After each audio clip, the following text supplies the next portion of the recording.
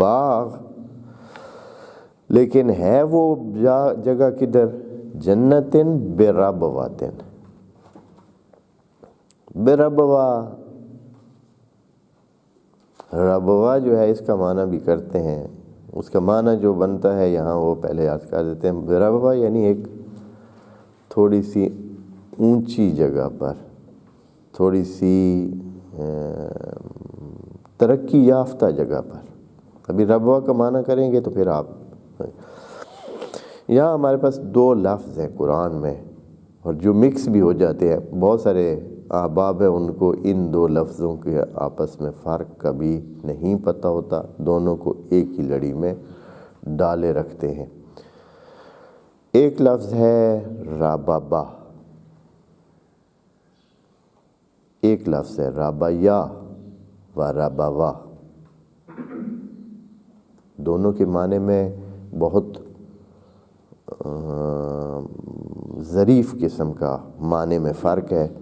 اور اس ظریف فرق کی وجہ سے لوگ فرق کرتے ہی نہیں۔ ربابا وہی لفظ ہے جس سے رب ہے، اور ربایا اور ربابا دونوں، یعنی ہو سکتا ہے اس کا اصل مادہ ربوا ہو اور ہو سکتا ہے اصل مادہ ربا وا یا ربایا، ان دونوں میں سے کوئی بھی ہو سکتا ہے، یعنی دونوں احتمال ہیں، دونوں لغت میں احتمال دیے گئے ہیں کہ اس کا اصل جو ہے، زیادہ احتمال ہے کہ یہ ربا وا ہو اور پھر وہ یا میں تبدیل ہو جاتا ہے۔ تو معنی میں کیا فرق ہے؟ ربابا کا معنی اور ربا یا کا معنی کیا ہے؟ ربا یا کا معنی جو ادھر لفظ ہے اس کا پہلے معنی بتا دیتے ہیں۔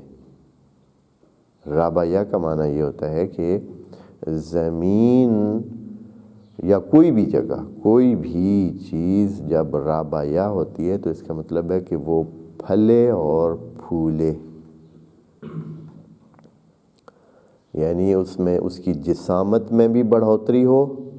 بڑھاوا ہو، اور اس کی صلاحیت میں بھی بڑھاوا ہو، اس کا فائدہ بھی بڑھے اور جسم میں بھی بڑھے۔ یہ جو انسانوں کی تربیت کی جاتی ہے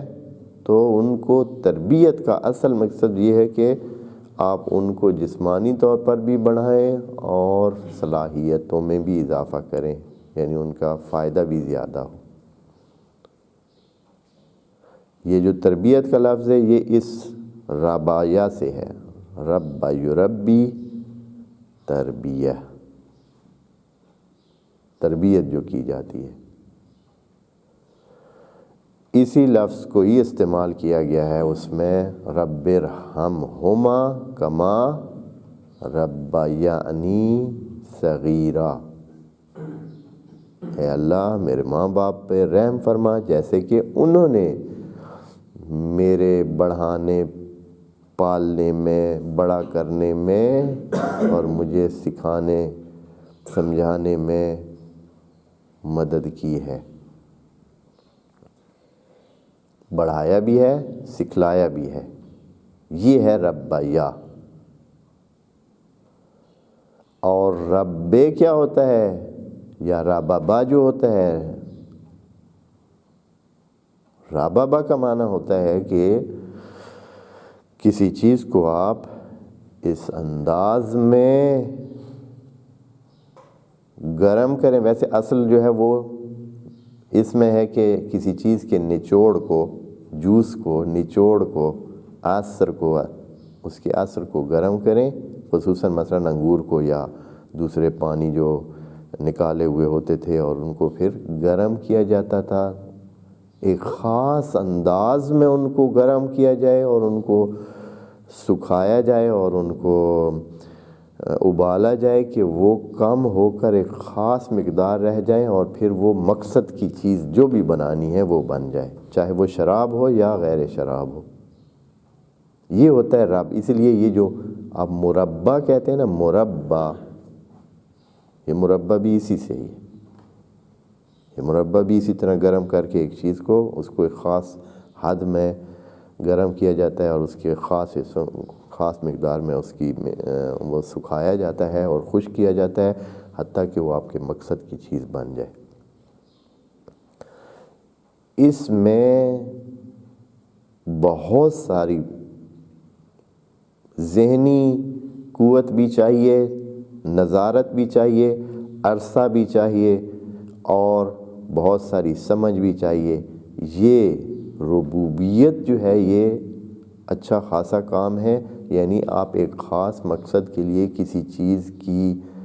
تربیب کرتے ہیں، اس کو لے کے جاتے ہیں، دھیان کرتے ہیں، اس کو گرمی سردی دیتے ہیں، اس کو گرم کرتے ہیں، ٹھنڈا کرتے ہیں، کام کرتے ہیں، زیادہ کرتے ہیں، یعنی اس کو ہر حوالے سے دھیان کرتے ہیں تب تک کہ جب تک وہ اپنے اس مقصد تک جو اس سے آپ نے حاصل کرنا ہے اس تک پہنچے۔ اللہ تعالیٰ رب ہے، یعنی اس جہان کو اس نے بڑے ہی خاص انداز میں رکھا ہوا ہے اور رکھ رہا ہے، اور جس طرح وہ چاہ رہا ہے اس کی گرمی سردی اور اس کے جس انداز میں اس کو آگے لے کے جانا ہے وہ اس کا دھیان رکھے ہوئے ہے۔ اور جیسے کہ آگ پہ رکھے ہوئے اس